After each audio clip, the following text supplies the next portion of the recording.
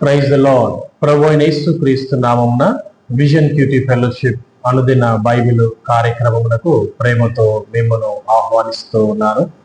ప్రియులారా, నేటి దినము కొరకు ఏర్పాటు చేయబడినటువంటి లేఖన భాగము కీర్తనల గ్రంథంలో నుండి 3వ కీర్తన 1 నుండి 8 వచనాలు. కీర్తనల గ్రంథంలో నుంచి 3వ అధ్యాయము 1 నుండి 8 వచనాలు. ఈ యొక్క లేఖన భాగంలో నుండి మనము 3వ వచనం మొదలుకొని 6వ వచనం వరకు ఉన్న లేఖన భాగాన్ని చదువుకుందాం. 3వ వచనం నుండి 6వ వచనం వరకు మనం చదువుకుందాము. యెహోవా, నీవే నాకు కేడముగాను, నీవే నాకు అతిశయాస్పదముగాను, నా తల ఎత్తు వాడవుగాను ఉన్నావు. ఎలుగెత్తి నేను యెహోవాకు మొరపెట్టునప్పుడు ఆయన తన పరిశుద్ధ పర్వతము నుండి నాకు ఉత్తరమిచ్చును. యెహోవా నాకు ఆధారము కావున నేను పండుకొని నిద్రపోయి మేలుకొందును. 10,000 మంది దండెత్తి నా మీదికి వచ్చి మోహరించినను నేను భయపడను. ఆమేన్.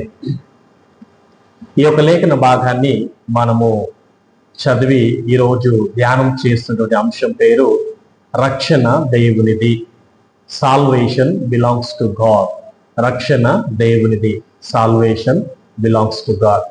ఈ యొక్క లేఖన భాగాన్ని అనగా ఈ యొక్క కీర్తన భాగాన్ని పూర్తిగా చదివి మనము ఆలోచన చేసి గ్రహించే విషయం ఏంటంటే, తన కుమారుడైన అబ్షాలోము తిరుగుబాటు చేయడంతో దావీదు రాజభవనం నుండి పారిపోయినప్పుడు చాలా మంది దావీదును చంపడానికి ప్రయత్నించారు. మరియు దేవుడు దావీదును విడిచి పెట్టేశాడని ఎగతాళి చేయడం కూడా ఈ యొక్క లేఖన భాగంలో మనం చూస్తూ ఉన్నాం.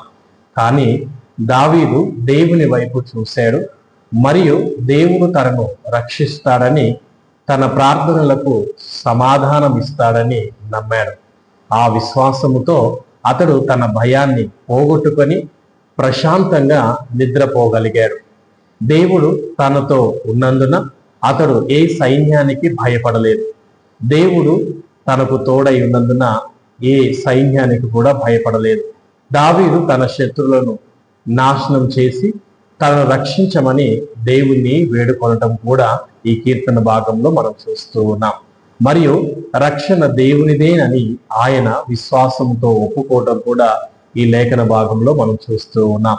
ఈ యొక్క లేఖన భాగమును అనుసరించి దేవుడు ఎవరు అని కనుక ఆలోచన చేస్తే, ముఖ్యంగా 3వ వచనం మొదలుకొని 5వ వచనం వరకు ఉన్నటువంటి సారాంశాన్ని కనుక ఆలోచన చేస్తే, ఏ పరిస్థితులలోనైనా దేవుడు తన ప్రజలను ఎన్నటికీ విడిచిపెట్టడు.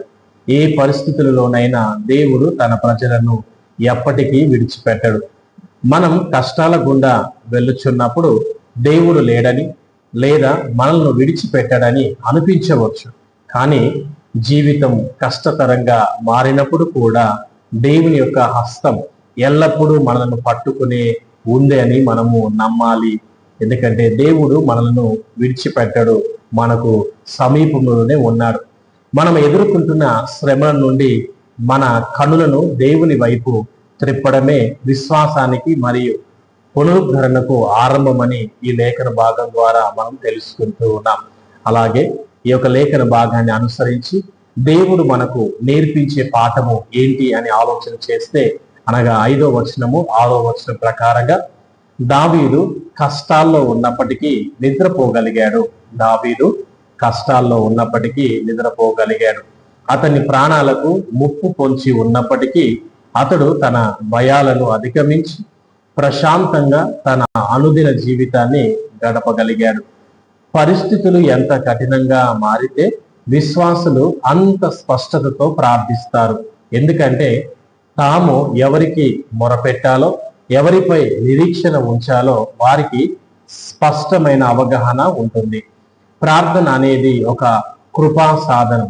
ఇది ఊపిరాడని గందరగోళ రాత్రిని కూడా ఒక నూతనమైన సృష్టి యొక్క ఉదయకాలంగా మారుస్తుంది.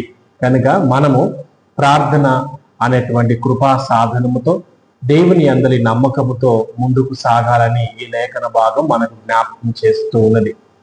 ప్రియులారా, నేటి యొక్క లేఖనమును మనం అనుసరించి దావీదు వలె మనము కూడా శ్రమల వైపు కాకుండా దేవుని యొక్క హస్తం మనల్ని ఎల్లప్పుడూ పట్టుకొని ఉందనే నమ్మకముతో ఆయన వైపు మన దృష్టిని త్రిప్పే విశ్వాసంను పొందటానికి దేవుని యొక్క సహాయమును మనం కోరుకుందాం.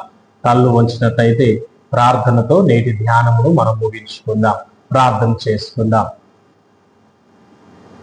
పరిశుద్ధుడా, మహోన్నతుడా, మీకు వందనాలు. మహిమగల తండ్రి, ప్రేమగల దేవ, మీకు వందనాలు, స్తోత్రాలు, స్తుతులు చెల్లిస్తూ ఉన్నాము. ప్రభా, మేము నిరాశ నిస్పృహలో, ప్రభా దుఃఖములో ఉన్నప్పుడు కూడా మీ వైపు మేము తిరిగి విశ్వాసముతో మీరు మా చెంతన ఉన్నారని, మాకు తోడుగా ఉన్నారని, మాకు ఏ భయము లేదని, మీరే మమ్మల్ని నడిపిస్తారని నమ్మకముతో ముందుకు సాగటానికి సహాయం చేయమని కోరుకుంటూ యేసు క్రీస్తు పేరిట ప్రార్థించుచున్నాను నా తండ్రి, ఆమేన్. ప్రియులారా, నేటి యొక్క ధ్యానంలో మీరందరూ కూడా పాలిభాగస్తులైనందుకు మీకు మరొకసారి వందనాలు తెలియజేస్తూ ఉన్నాను. దేవుడు మిమ్మును దీవించుగాక.